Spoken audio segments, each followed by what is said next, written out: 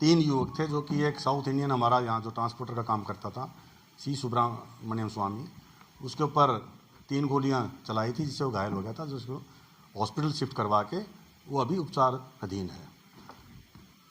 उसी दिन से पानीपत पुलिस में मैंने ये 1 की टीम लगाई थी और हमारे आईजी एसटीएफ सर से रिक्वेस्ट करके जो हमारी सोनीपत की टीम थी उनको भी साथ में हमने इसमें ले लिया था।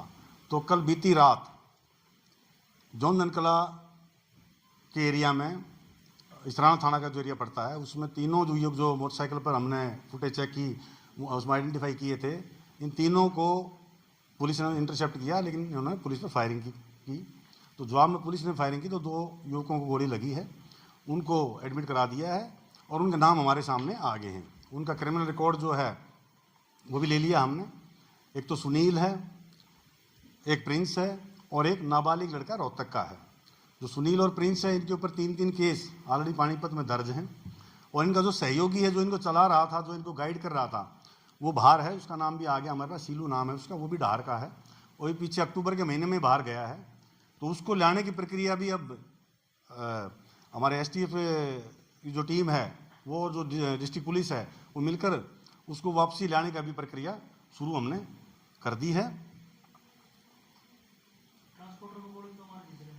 इन्होंने बेसिकली जो तीनों लड़के हायर किए थे उस सीलू ने, कि एक दहशत का माहौल बनाने की नीयत से इन तीनों बच्चों को करके उसको आदेश उनको दिया था कि भाई इसको दहशत बनाओ और ताकि इनसे कुछ पैसे ऐंठे जा सके।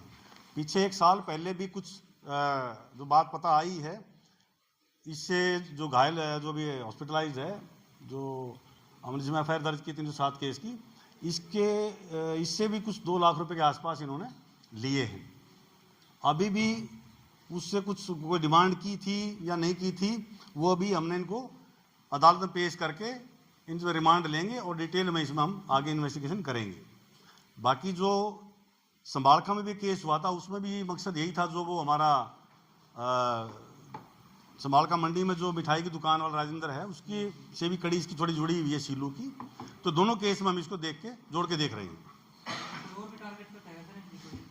नहीं, फिलहाल अभी सिर्फ ये दो ही केस हमारे सामने आए हैं और दोनों में हमने ये 3 लड़के जो गिरफ्तार किए हैं। 3 पहले जो अलग थे, वो भी सिल्लू के टिप ऑफ पे ही जो उन्होंने दहशत का माहौल बनाने की नीयत से ही ये किया था, ताकि वो लोग दहशत में आ जाएं। तो मैं आपके माध्यम से भी ये जवान लड़कों से जो अपील करूंगा कि इनकी बातों में ना आए, नहीं तो असर वही होगा जो इन लोगों का हुआ है। सर, ये सीलू, इसके ऊपर कितने पहले आपराधिक मुकदमे? सिल्लू अभी अक्टूबर के महीने में गया है, इस पर लगभग 8-10 मुकदमे दर्ज हैं जो अब तक हमने निकलवाए हैं। इनके अलावा कोई और भी शामिल है सर? जो इन्होंने इनको पनाह दी है, जिनको इन्होंने भगाने में मदद की है, जिन्होंने इनको शेल्टर किया है, उन सब को भी हम राउंड अप करेंगे, पूछताछ करेंगे। जिसका भी जो रोल होगा वो उतनी सजा हम दिलाने की उसको करेंगे। अभी कोई पैसे वाली ये बात नहीं है कि वो पैसे दिए हैं, बट इनका मेन मकसद था ताकि एक दहशत का माहौल सा बनाएं और फिर किसी को कॉल करें तो उससे पैसे ले सकें। लेके गए थे दुकान के बाहर बात करने के बाद उन्होंने गोली मारी, तो उससे पहले तो डिमांड रखी थी? नहीं, ये बाहर नहीं लेके गए थे, वो अपने जो नेचुरल कॉल के लिए बराबर में जो उसका ऑफिस है, उसके बराबर में एक यूरिनल्स है, वहाँ गया था। उन्होंने देखा कि वो वहाँ गया हुआ है, पहले उसको वेरीफाई किया था कि दुकान पर है कि नहीं। जब पता लगा कि वो है तो फिर जाकर उस पर गोली फायर की थी। सर, पुलिस की किस टीमों ने इसको जो एड्रेस किया? हमारी एसटीएफ टीम जो सोनीपत है वो, और सीआईए 1 जो हमारी पानीपत की टीम है, इन दोनों टीम का ज्वाइंट ऑपरेशन था इसमें। सर, इसमें जो एक आरोपी वो जो बाहर गया है, आउट ऑफ कंट्री है, इंडिया में कहीं? वो आउट ऑफ कंट्री, जो इन्होंने बताया हमें, आउट ऑफ कंट्री गया हुआ है। उसकी लोकेशन और वो जो उसको चेंज करना, हमारी टीम जो स्टाफ है, हमारी जो यूनिट्स हैं, उसको चेंज कर रही है। उसका रिकॉर्ड भी ले लिया है। किसी गैंग से जुड़ा है? कोई गैंग नहीं है इसमें, कोई गैंग नहीं उसका।